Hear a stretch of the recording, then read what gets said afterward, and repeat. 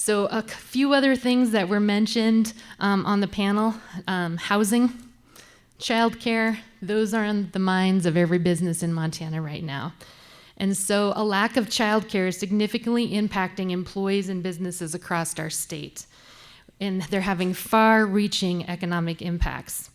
With childcare facing these unique challenges, Montana currently needs at least 20,000 additional childcare slots to make sure that everyone can go to work every day. So with this, the Montana Chamber Board took on this issue, and we are collaborating with public and private partners, working towards common goals for solving the childcare crisis. So please welcome to the stage our Commissioner of Labor and Industry, Sarah Swanson, and our panelists discussing childcare solutions for attraction and retention. Good morning. Like Nancy said, I'm Sarah Swanson, and I have the honor of serving both Governor Gianforte and the people of Montana as Montana's Department of Labor and Industry. And it's really an honor to get to bring the private sector experience that I have together with an incredible team of 800 people at the agency to do this work every day. Montana is truly open for business. We know our economy is growing at record rates. We've got more Montanans at work every single day right now than at any year in any period before. We know the wages of Montana workers are growing at the 4th fastest rate in the nation, with some industries like our registered nurses growing over 26% in the last 3 years alone. While business is booming, every sector of the economy has surpassed pre-pandemic levels of employment, but we know we still have significant worker shortage in critical industries in almost every sector. We know that childcare provides critical supports to the Montana economy, allowing the parents of young children to engage and fully engage in the workforce and allowing us to help prepare the future generation of workers to join us in the Montana economy. We know that Montana's licensed childcare capacity has been consistently undersupplied, and despite its essential role in promoting our statewide economy, we know that our supply right now only meets 43% of demand in communities all over Montana. We commissioned a study at the Department of Labor and Industry back in 2022 that showed us some trends in every county around the state. Specifically, we identified that over 68,000 parents are unable to fully engage in the workforce or engage at all because of childcare shortages. 68,000 individuals that cannot work full-time or part-time because of a childcare shortage. So as we continue to evaluate ways that we can improve access to high-quality childcare in every community in Montana, we're faced with a really interesting question that we ask ourselves every day at state agencies. What is childcare in Montana? Is childcare a business? Is childcare an employee benefit? Is childcare a public service? Or is it a short-term recruitment strategy? Or is it a retention strategy? So to that end, we've got a really great group of panelists with us here today to have some really great conversations about the innovative, out-of-the-box solutions that some employers and communities around Montana are trying today to move our economy forward. Each of our panelists brings a really different perspective to these critical questions, and each one of them is moving forward through both innovation and just good old Montana grit. What works in a large community, what works in a small community, and really excited to have this conversation with you today. I'd love to start with you, Tracy. Good morning.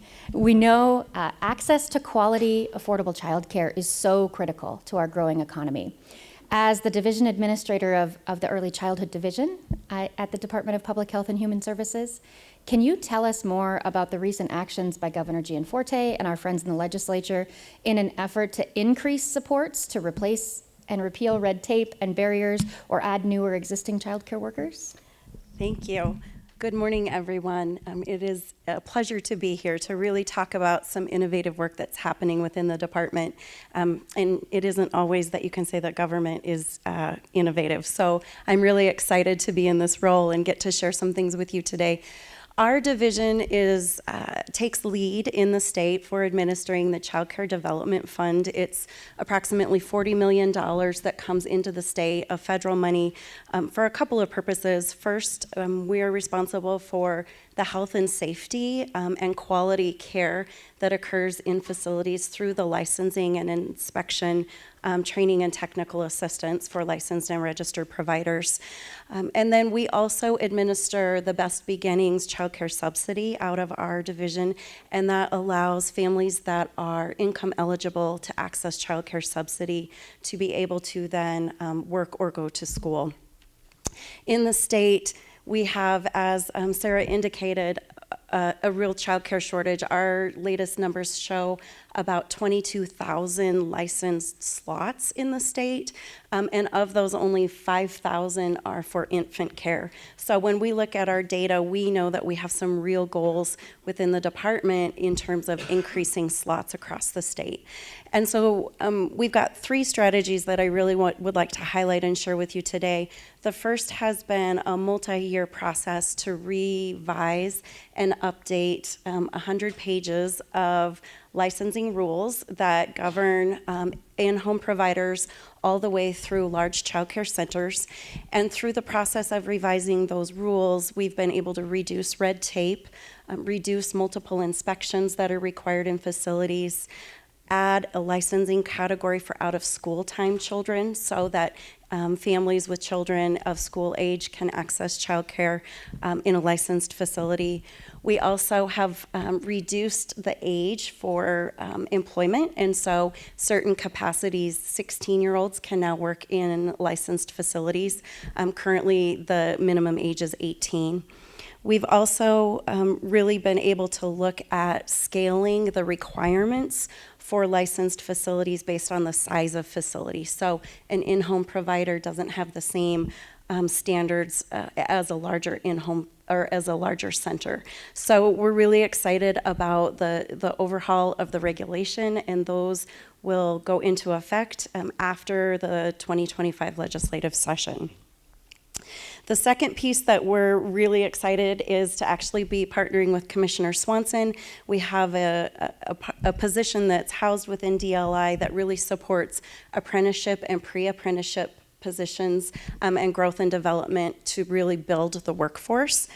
And then the third piece that we're really excited to share with you all today is that we are releasing an RFP that will contracts will be in place here early fall. And through that process, we will have $2 million that will be available for employer-based childcare options for employers to be able to provide models that fit their local businesses and their local communities. So those funds could be used for things like providing an on-site facility for childcare for employees. The funds could be used for providing backup care options for employees that we know struggle with childcare over holidays, Christmas, in the event that a childcare facility has to close due to illness. We could also put the funds, and employers could use that for tuition benefits for their employees, and also looking at innovative projects within communities for building community infrastructure for public-private partnerships that are interested in exploring childcare options. So we're really excited about this opportunity that's going to be coming, made available through our Preschool Development Birth to 5 grant that was awarded to the state, which really allows us to step out of the box and do some innovative projects and really collect some data to see what's going to work here in Montana. Thank you, Tracy. That sounds really exciting and a great opportunity for our businesses to partner with the department. Tony, good morning. Would you please share with us a little bit about Zoot Enterprises and what impact childcare shortages have had on your organization's ability to recruit and retain key staff? Absolutely. So good morning. I'm Tony Rosanova. I'm the president at Zoot Enterprises. We're a Bozeman-based company, 35 years here, founded and continue to do business in this community. And childcare shortages are second only to housing costs, and we all know that, but it's as real as housing costs. We have individuals who we recruit who are not from Montana or not from Bozeman, and they simply turn down jobs. We can't pay them enough to get a house and to cover 2 or 3 kids in daycare. So what we did is we formed our own employer-run childcare about 5 years ago now. And what it's done for us is it's given us the ability to first and foremost retain the talent that we had. it was critical for us. We were losing amazing talent, and our workforce was becoming very homogenized because we were losing, typically the woman in the house would stay home with the child, and they would have to make a life decision about they are no longer going to advance their career for a period of time because they were going to be the primary caregiver. And it completely changed demographically how our management structure was looking, because the talent that we had that we were curating was actually stepping out right in the middle of the best window that we needed. And we didn't want them to have to say, I have to choose. So that was the single impetus for starting this, was to retain the talent we had. And then the second impetus was, it's actually probably 50% of the young families and young people that we get to join Zoot are coming because of the child care benefit, the fact that there is access. And we'll guarantee them access into our facility. And then we also offer an incentive. But it wasn't easy. And so as we talk today, we'll talk a little bit about the partnership with regulation and rules and things like that, and how that can truly enable an employer to do it or completely handcuff them. Thank you, Tony. I'm sure it wasn't easy, but what a challenge that you've solved at your company. Drea, can you talk to us as the superintendent of Shepherd Schools in what challenges you've had due to childcare shortages and recruiting and retaining staff, and what innovative approach you've had to deploy in the school district to address these challenges? Sure. I'm Drea O'Donnell, superintendent at Shepherd Public Schools, which lies just right outside of Billings. Like all districts in the state of Montana, recruitment and retention is huge. And a couple of years ago, we decided, with the increased cost of housing, increased cost of insurance, we weren't able to put a higher wage in their pocket. So we do have that same demographic of employees that they were making a decision, stay and teach, or even work in our business office, or custodians or kitchen or wherever it may be in a school district. Make that decision to stay or stay home and raise their children. And so we just decided to start thinking outside the box. One of the ways that we looked at was adding a daycare.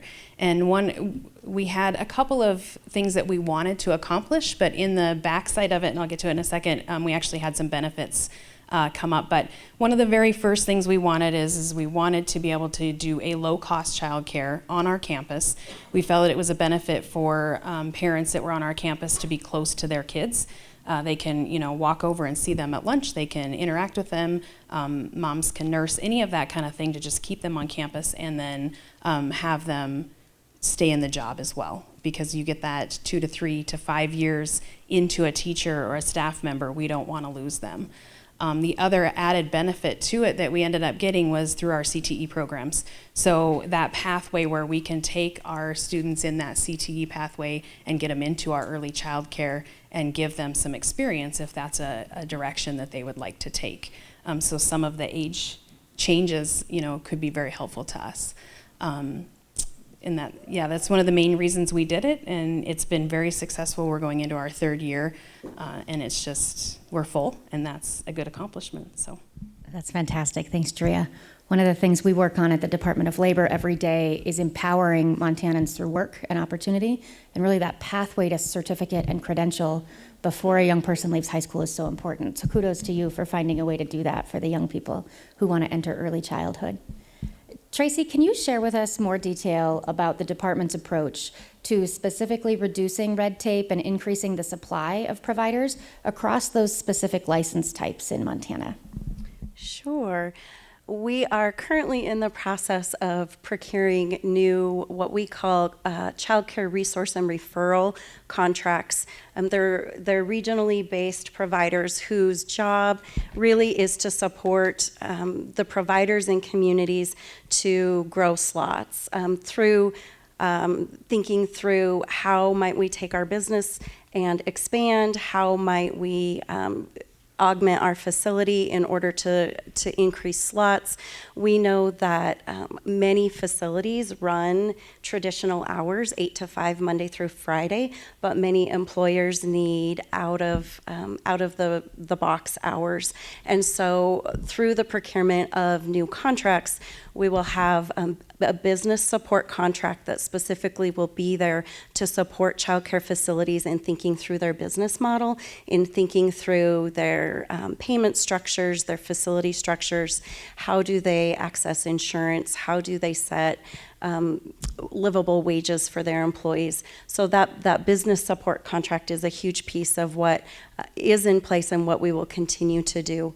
And then we will also continue really working at the local level to identify ways that we can recruit with a specific focus on in-home care. We know that of the 22,000 licensed slots in our state, 15,000 of those are in childcare centers, and so there's a lot of growth and opportunity within the home setting to really look at childcare expansion.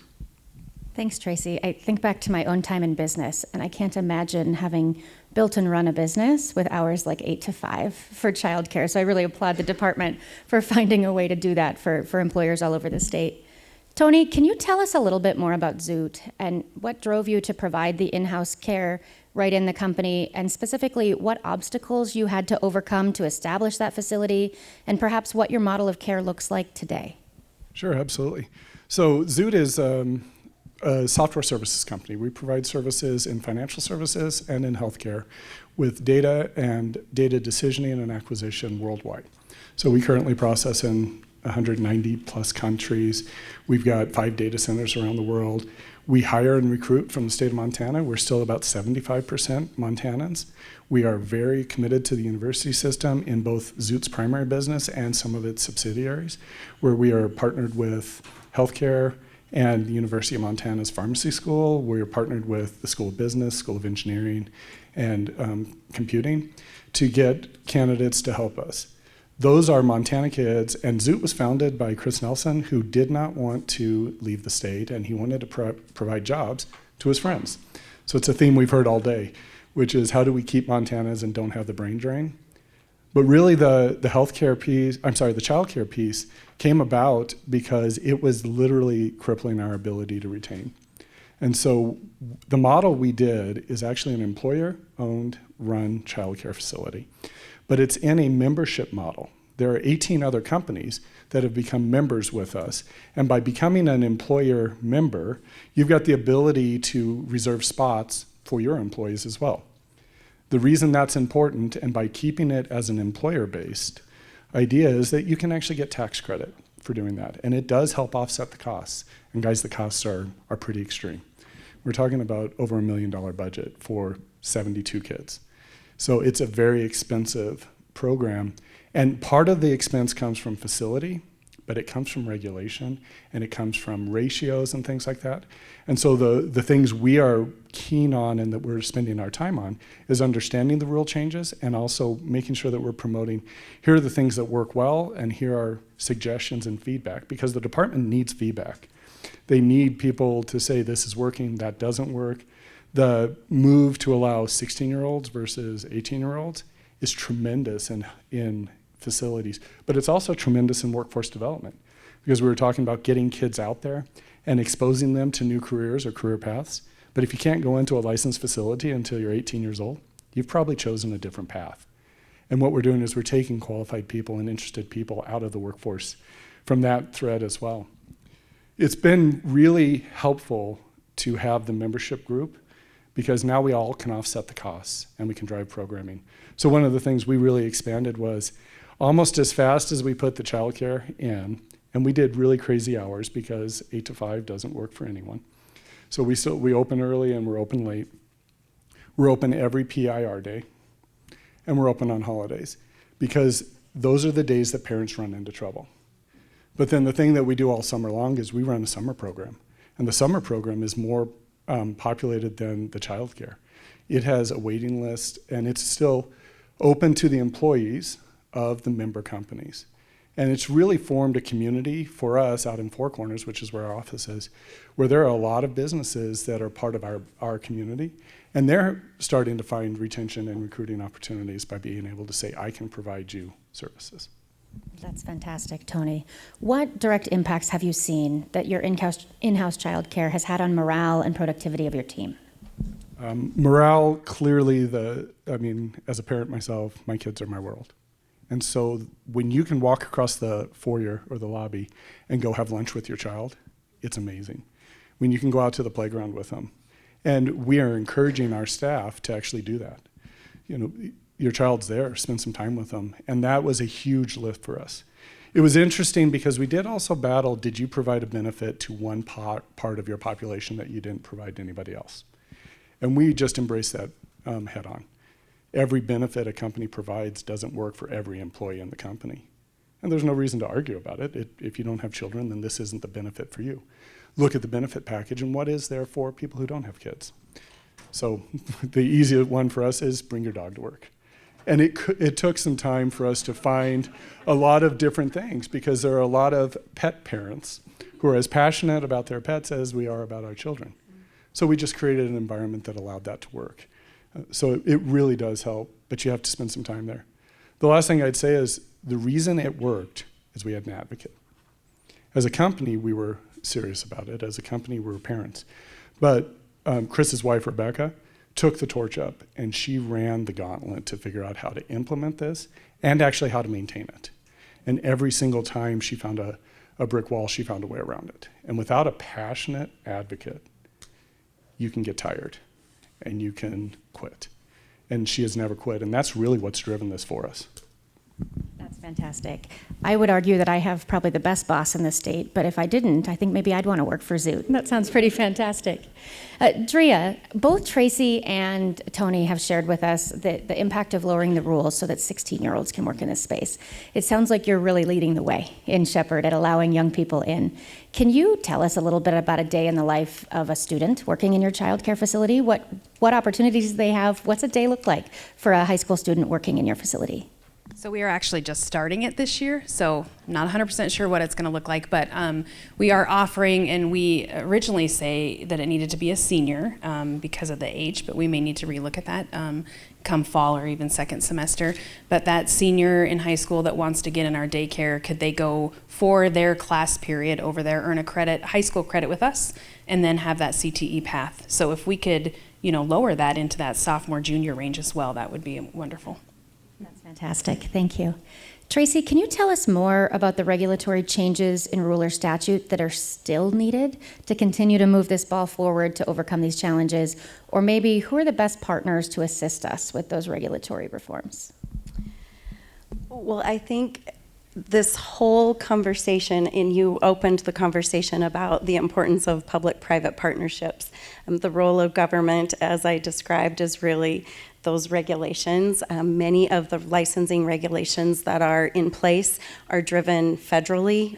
Many of them are driven by the fire marshal. There's lots of licensing standards that go into a childcare facility that come from other places, because a childcare facility, as you can imagine, there's a lot of safety issues, there's a lot of health issues that go along with running a facility. And so I think we've done a really good job in looking at the rules and in looking at how to restructure the rules, in working with our partners and working with what is required at the federal level, what can we remove that is not necessary, what can we, how can we reduce duplicate inspections. And so if the fire marshal comes to inspect once, they don't have to come and inspect again for a childcare license.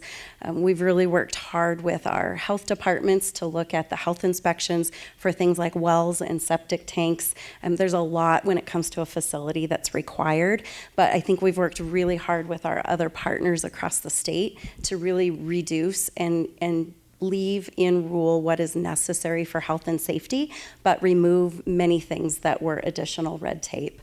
So we're really excited about the partnerships that we've built. And I think, as Tony talked about, the importance of public-private partnerships, our role in the regulatory piece, and then what communities can do to step in and support innovation. Thanks, Tracy. On that same line of next steps, both Tony and Drea, I'm curious, it's very clear to us that your investments into your own facilities weren't cheap or easy along the way, but you still found your way through. What lessons can we learn from you, or what advice do you have for other employers or perhaps school districts moving forward along this pathway? What can we do to move the needle from business leaders and school leaders like yourselves? One of the things for us, we were fortunate to pass a bond in 2019, so we had the facility. We did have to do changes, though, to meet some regulations, which was a cost. But we have run our daycare in a positive, and it was not an impact to our taxpayers. And that was a huge piece on ours. And so I think just all the different changes that could help start those and move in the right direction is helpful. Thank you. Yeah, and I'd echo that. The reality is the rules are so important to us. And something that's really important for you guys is we have legislators. Let's lean on them. Let's ask them for help. But let's also remember that a rule is something that the agency can actually adapt and move with, and law is a little bit harder to move. So let's embrace the rules, and let's embrace how to actually get those pushed through. Because as the rule changes go, they literally can make the financial difference of whether or not it's viable or not. And so waiting for legislation isn't the best answer, but encouraging our legislators to support the agencies and what they're trying to do would be really powerful. I think clearing those barriers, and unfortunately there still are barriers there, but we're working on it and we're making progress on it. The idea of the $2 million fund is tremendously helpful, because when you just run the financials, it doesn't make sense. When you're trying to run a business, when you're trying to be a community member and things like that, it makes perfect sense. Thank you, and thank you to each of you. I know better's always possible, but you're really modeling the way of how far it can come and what flexibilities we do have. So thank you very much. Do we have time for questions? I think we can take some questions from the audience. One question, I'm told. Way over there. While she's making her way over there, Tony, I have a black lab that's a great hunter, but I can't even imagine bringing her to the office. I'm completely with you. I have two. They are not good corporate citizens. I can't even imagine them in the building. Hi, I just have a question. I guess it's probably more for Tony and Drea. You know, we're talking about having childcare options as employers for recruiting and retaining employees for us. But what challenges and how do you overcome them do you see with staffing the childcare centers themselves? I think one of the things that we have at Shepherd that Zoot had as well is we had a passionate employee. We had a teacher in our system who wanted to be with her kids, but also didn't want to leave our school district. And so we have her for 4 or 5 years, and we know that, and I'm hoping then that there's someone else that comes along. So that passionate parent is really kind of the key that wants to stay working.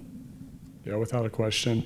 Most of our teachers are parents themselves. We offer them the opportunity for their children to be in the program, and that really does reduce the barrier. But the licensing piece, if you can help them with licensing, and if you can help them with quality of life, and you know, we forced the issue on pay and benefits and things like that, and they are treated, they're in the same pay scale as our company is.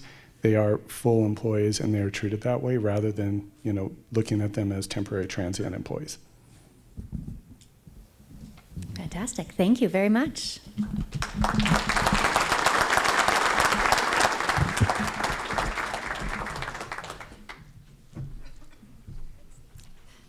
Thank you, Sarah, and thank you for the great panel. Finding childcare solutions is one of the top priorities for the governor and for the Montana Chamber, and we're grateful for the collaboration efforts of the administration and to businesses like Zoot that really lead the way. And I also want to give a shout out to Tony Rosanova, who is the vice chair of our board right now. So he does a lot of great volunteering as well.